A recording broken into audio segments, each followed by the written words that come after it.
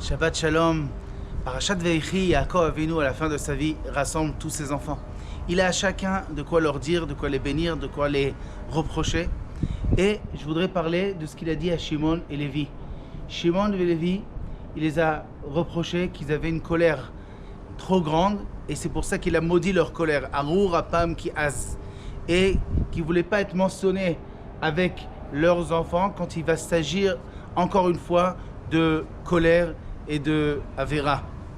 Et dans les choses qu'il leur a dit, c'était Ki be'apam argu ish ou birtsonam ikerushor, qu'avec leur colère, ils ont tué un homme et ils ont déraciné le taureau.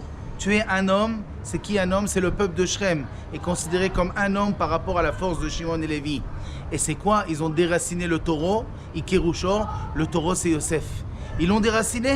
Non, ils ne l'ont pas déraciné, parce que nous voyons que Yosef est bien vivant et qui était le roi d'Égypte. Alors pourquoi c'est marqué qu'ils l'ont déraciné, qu'ils l'ont tué? C'est parce qu'ils ont voulu le tuer, mais ils n'ont pas réussi à le tuer.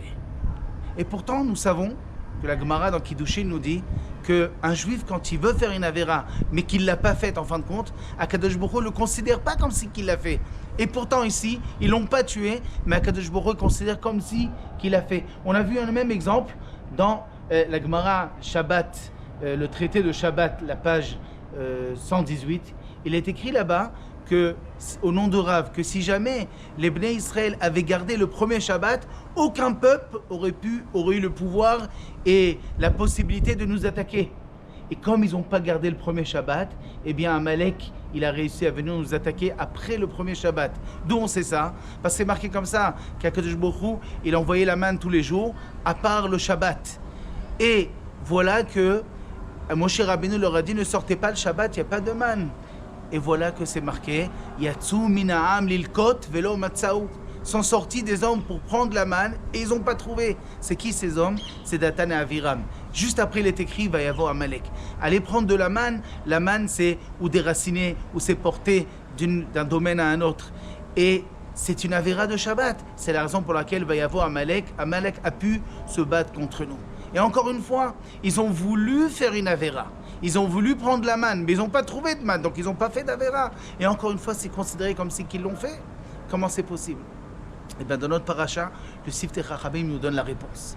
La réponse, elle est que c'est vrai qu'Akadosh Baruch Hu ne considère pas une pensée de faire un péché, si jamais en fin de compte on ne l'a pas fait. C'est seulement quand un homme, il a voulu faire un péché, et il se remet en question, il change d'avis et il ne fait pas le péché. Dans ce cas-là, c'est considéré qu'on ne l'a pas fait.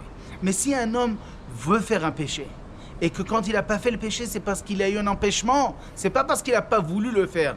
Par exemple, l'histoire de Shimon et Lévi, ils ont voulu le tuer, mais ils n'ont pas réussi. Datan et Aviram, ils ont voulu prendre la manne, mais il n'y avait pas de manne, c'est pour ça qu'ils ne l'ont pas fait. Donc ça, c'est pas considéré comme une tchouva, c'est pas comme un repentir. C'est la raison pour laquelle là-bas, c'est considéré comme si qu'ils ont fait la Avera.